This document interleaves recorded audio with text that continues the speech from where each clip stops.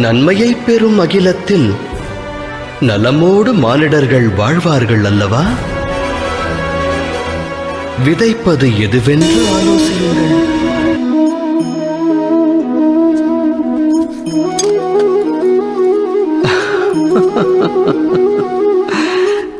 எதிர்காலத்திற்கான மறுபெயரே போராட்டம். இன்று மனதில் தோன்றும் ஆசை நிறைவேறவில்லை என்றால் இதயம் அது எப்போது கிடைக்கும் என்று போராடும். கனவு என்று நனவாகும் என்று மனம் சதுராடத் துவங்கும். எனினும் வாழ்வானது எதிர்காலத்திற்கும் உரியதல்ல, இறந்த காலத்திற்கும் சொந்தமல்ல. வாழ்வென்பது வாழும் நேரத்திற்கே சொந்தம். அதாவது நிகழ்காலத்தின் அனுபவம்தான் வாழ்வின் அனுபவம். மனித இனம் இதை அறிந்திருந்தும் சத்தியத்தை ஏற்க மனம் மறுக்கிறது. ஒன்று முடிந்தவை பற்றி எண்ணி மனிதன் மனம் நோகிறான், இல்லை இனி நடக்கவிருக்கும் எதிர்காலம் குறித்தெண்ணி மனம் வேகிறான்.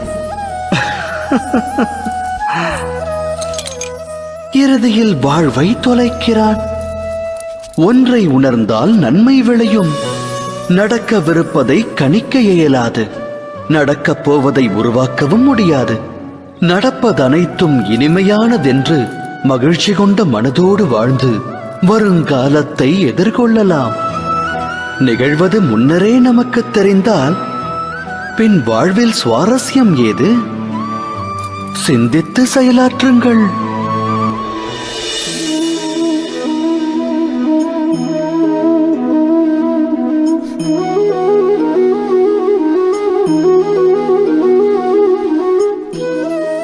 வாழ்வின் ஒவ்வொரு கட்டத்திலும் முடிவெடுக்கும் தருணம் உருவாகிறது. நடக்க வேண்டிய நிகழ்வுகளுக்காக முடிவெடுக்க வேண்டியது அவசியமாகிறது. அந்த முடிவும் தன்னுடைய தன்மையை வெளிப்படுத்துகிறது. மானிடர் தம் வாழ்வில் எடுக்கும் முடிவு 2 விளைவுகளை விளைவிக்கும். நன்மையையும் உருவாக்கும், அது தீமையையும் வாரி வழங்கும். அது வேறொருக்கும் சக்தி படைத்தது. இன்னல் ஒன்று தோன்றுகையில் மனமானது சஞ்சலம் அடைகிறது. வேதனை மனதை வியாபிக்கிறது. முடிவெடுக்க வேண்டிய தருணம் யுத்தமாகிறது. மனித மனமானது யுத்த பூமியாய் மாறுகிறது. இக்கட்டான சூழலை போக்கும் உபாயத்தை மானிடர் தேடுவதில்லை. மனதினை சாந்தப்படுத்துவதற்கே அவர்கள் முயல்கின்றனர். ஆனால் ஓடிக்கொண்டே உணவருந்த இயலுமா என்ன? இயலாது. யுத்த களமாய் மாறிய மனிதனின் மனதால் சுத்த முடிவை எடுக்க இயலுமா? ஒருவன் தன்னுடைய வருங்கால முடிவை அமைதியான மனதோடு எடுத்தால் வரும் காலம் சிறப்பாகிறது. அதே சமயம் மனதை அமைதியடையச் செய்ய வருங்கால முடிவை ஒருவன் எடுத்தால் அவன் வருங்காலம் புதிராய் மாறி முட்கள் நிறைந்த விருட்சமாகிறது. தாம் எடுக்க உள்ள முடிவு எது?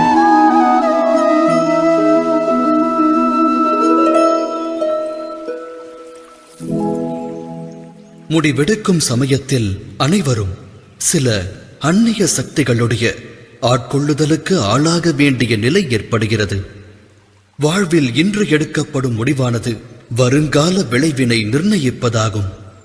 அப்படியென்றால் நம்முடைய வருங்காலம் பிற சக்திகளின் தாக்கத்தால், மற்றவரின் விருப்பத்தால் அமைய வேண்டுமா?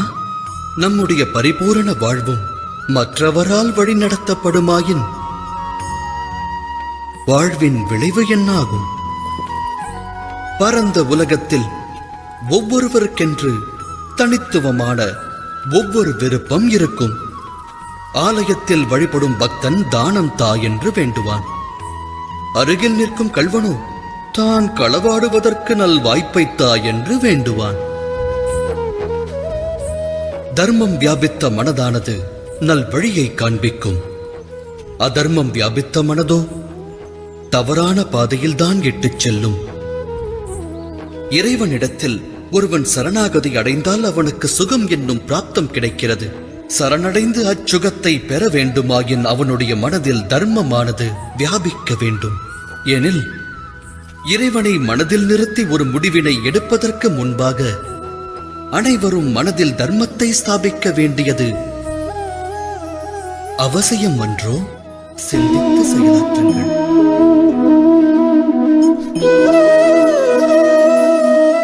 குல வழக்கத்தில் தர்மம் அடங்கியுள்ளது. தர்மத்தை காக்கவும் குல வழக்கமானது பேருதவியாயிருக்கிறது. அப்படியென்றால் குல வழக்கமே தர்மமாகுமா? சற்று சிந்தியுங்கள்.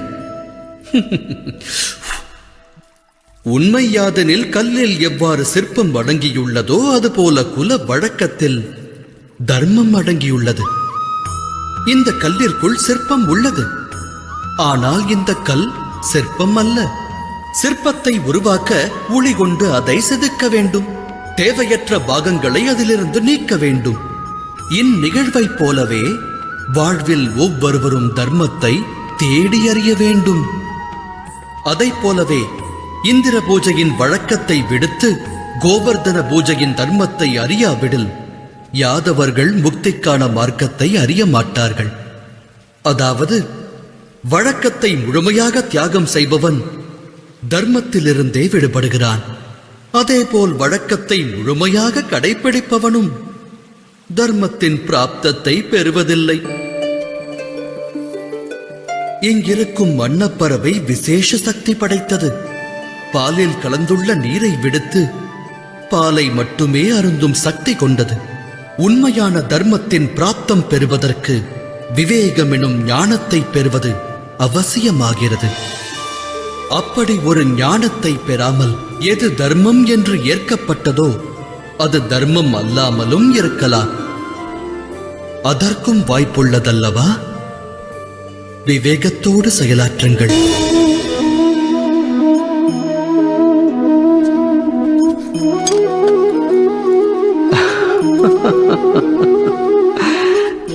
எதிர்காலத்திற்கான மறுபெயரே போராட்டம்.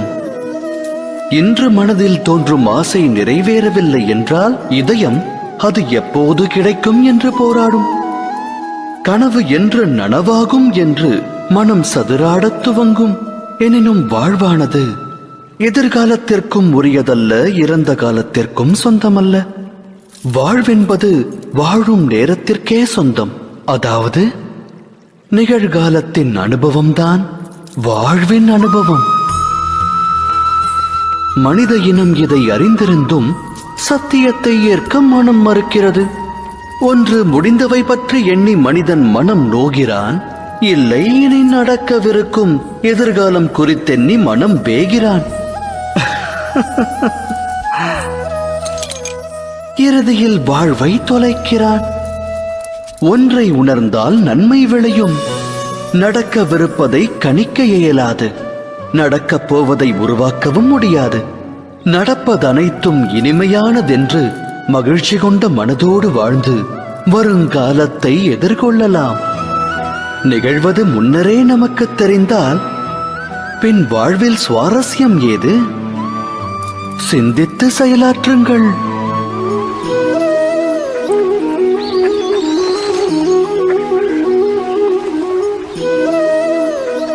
ஒரு முக்கிய கூற்று மனிதனுக்கு எக்காலத்திலும் புதிராகவே விளங்குகிறது. தன்னுடைய உறவுகளைக் கொண்டு அளவற்ற சுகத்தையும் துக்கமற்ற நிலையையும் எவ்வாறு அடைவது எனும் கேள்வி. தமது சுற்றமும் சூழலும் தமக்கு என்றும் உற்ற ஆனந்தத்தை தந்துள்ளதா? சிந்தியுங்கள். மனித வாழ்வானது உறவுகளோடு பின்னி பிணைந்தது. உற்றார் உறவினரோடு அது பெரும் தொடர்பு கொண்டுள்ளது. ஆகையால் சுகமும் மனித உறவுகளோடு தொடர்புடையதென்பது உண்மையே. அவ்வாறு இருந்தும் ஏன் சுகத்திற்கு பதிலாக துக்கத்தை மானிடன் பெறுகிறான்? எதற்காக குழப்பமும் போராட்டமும் உறவுகளிடமிருந்து துவங்குகிறது? அதை சிந்தித்ததுண்டா? ஒருவரின் மேலான எண்ணங்களை உறவினரான இன்னொருவர் புரிந்து கொள்ளாத நிலை வரும்போது, முழு மனதோடு அதை ஏற்காத போது போராட்டம் துவங்குகிறது. அந்நிலை அதிகரிக்க அதிகரிக்க போராட்டமும் வலுக்கிறது. அடுத்தவர் எண்ணங்களை ஏற்றால் சுகம் அங்கு பொங்கும். இது சத்திய வார்த்தைகள். அலைபாயும் தனது எண்ணங்களுக்கு மனிதன் கடிவாளமிட்டு மற்றவர் மாற வேண்டும் எனும் பிடிவாத எண்ணத்தை விடுத்து அடுத்த அடுத்தவர் நலனுக்காக தன்னை மாற்றுவதற்கு முயற்சி மேற்கொண்டானேயானால் அதன் பிறகு அவன் உயிர்வினை பெறுவதோடு உறவுகளுக்கிடையிலும் ஆனந்தம் பெருகும். அந்த வகையில் சுற்றத்தாரை ஸ்வீகரிப்பதல்லவா சுகத்திற்கான மார்க்கம்? சிந்தித்து செயலாற்றுங்கள். பயம் எனும் உணர்வு மனிதரின் இதயத்தை ஆட்கொள்ளும். மனிதருக்கு ஆஸ்தி அழிந்து விடுமோ என்ற பயம், அவமானம் குறித்த பயம், தனிமைப்படுவோமோ என்ற பயம். ஆகையால் பயத்தில் மூழ்குவது மனிதருக்கு சகஜமான செயலாகிறது. ஆனால் பயம் எனும் உணர்வு எதை கொண்டு உருவாகிறதோ, துக்கமும் அதன் மூலம்தான் உருப்பெறுகிறது என்று உணர்ந்துள்ளீர்களா? தவறு. அது அடிப்படையில் உண்மையல்ல. மனிதனின் அனுபவத்தை கொண்டு கூறுகிறேன். பயத்தை ஒருவன் வெல்வதனால் எதிர்கால துக்கத்தை வென்றுவிட முடியாது. ஆனால் பயம் வரவிருக்கும் துக்கத்தினை அறிவுறுத்தும் கற்பனை மட்டுமே. ஆராய்ந்து பார்த்தால் இரண்டிற்கும் எச்சம்பந்தமும் இருக்காது. இந்த உண்மையை உணர்ந்த பிறகும், பய உணர்வு கற்பனை மட்டும்தான் என்று அறிந்த பிறகும், அந்த உணர்விலிருந்து விடுபட்டு பயமற்று வாழ்வது சாத்தியமான ஒன்றா? சிந்தித்து செயலாற்றுங்கள்.